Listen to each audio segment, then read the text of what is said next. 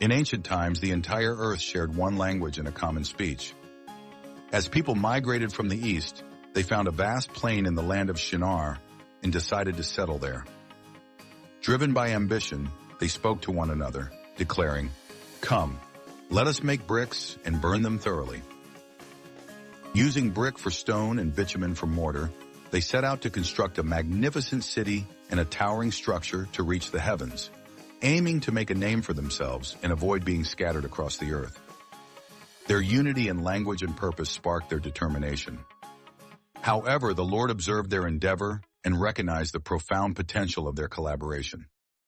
He said, "Look, they are one people with one language, and this is just the beginning of their capabilities. Nothing they propose will be impossible for them." Sensing the need to curb their ambition, he decided to intervene. The Lord said, "Let us go down and confuse their language, so they will not understand each other's speech." Thus the Lord scattered them across the earth, halting the construction of the city, which was thereafter named Babel, symbolizing the confusion of languages that occurred there.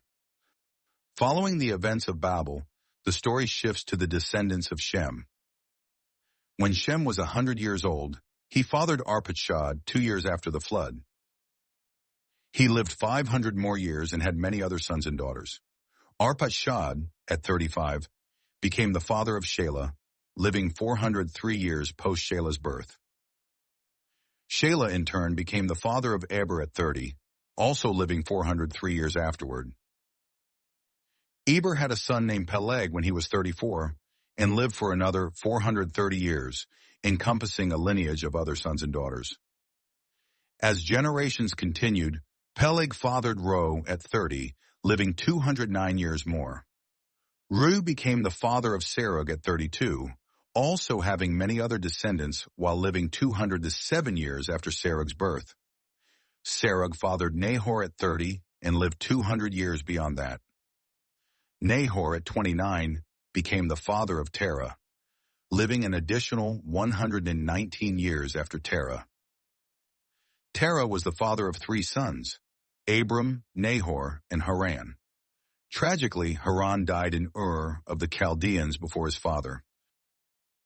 Abram married Sarai, while Nahor married Milcah, the daughter of Haran. Sarai, however, was barren, unable to bear children. The family eventually decided to leave Ur, embarking on a journey towards Canaan. Terah took his son Abram, his grandson Lot, and Sarai, but they settled in Haran instead. Terah lived to be 205 years old before passing away in Haran, marking an important chapter in the lineage leading to Abram.